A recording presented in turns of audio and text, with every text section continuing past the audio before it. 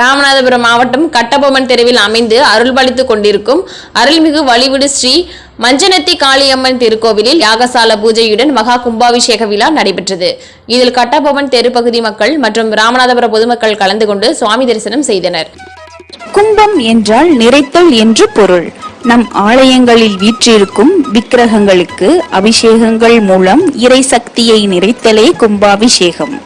இதனை சைவர்கள் மகா கும்பாபிஷேகம் என்றும் வைணவர்கள் மகா சம்ரோக்ஷணம் என்றும் அழைக்கிறார்கள்.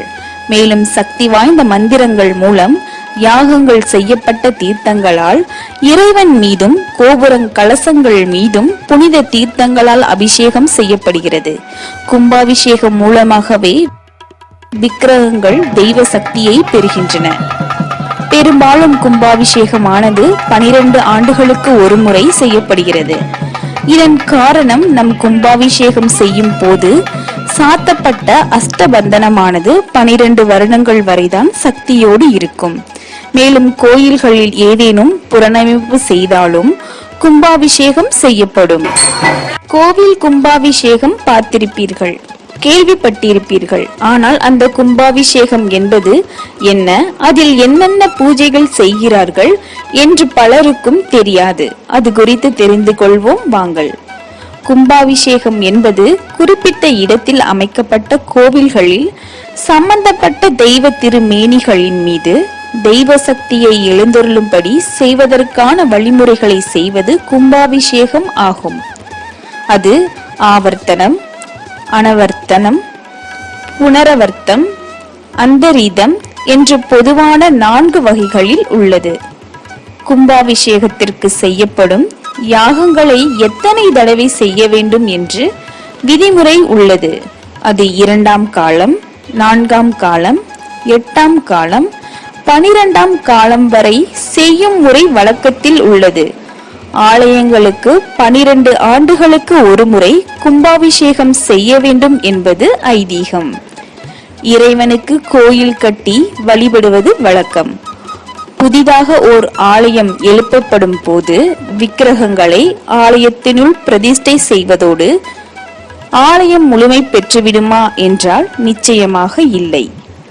அது எப்போதும் முழுமை பெறும் என்றால் ஆலயத்தில் கும்பாபிஷேகம் நடந்த பின்னர்தான் அந்த வழிபாட்டிற்கு உரிய ஸ்தலமாக முழுமை பெறுகிறது.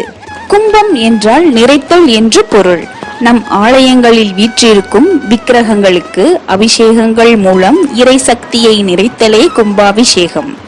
இதனை சைவர்கள் மகா கும்பாபிஷேகம் என்றும் வைணவர்கள் மகா சம்ரோக்ஷணம் என்றும் அழைக்கிறார்கள். மேலும் சக்தி வாய்ந்த மந்திரங்கள் மூலம் யாகங்கள் செய்யப்பட்ட தீர்த்தங்களால் இறைவன் மீதும் கோபுரங் கலசங்கள் மீதும் புனித தீர்த்தங்களால் அபிஷேகம் செய்யப்படுகிறது. கும்பாபிஷேகம் மூலமாகவே விக்கிரகங்கள் தெய்வ சக்தியை பெறுகின்றன. பெரும்பாலும் கும்பாபிஷேகமானது 12 ஆண்டுகளுக்கு ஒரு முறை செய்யப்படுகிறது. இதன் காரணம் நம் கும்பாபிஷேகம் செய்யும் போது சாத்தப்பட்ட அஷ்டபந்தனமானது 12 வருடங்கள் வரைதான் சக்தியோடு இருக்கும். மேலும் கோயில்களில் ஏதேனும் புனரமைப்பு செய்தாலும் கும்பாபிஷேகம் செய்யப்படும்.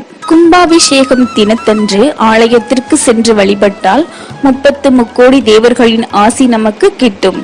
தவிர்க்க முடியாத காரணங்களால் கும்பாபிஷேகத்தில் கலந்து கொள்ள இயலாதவர்கள் 48 நாட்கள் நடக்கும் மண்டல பூஜையில் கலந்து கொண்டு நன்மைகளை பெறலாம், பிறவி பயன் அடையலாம்.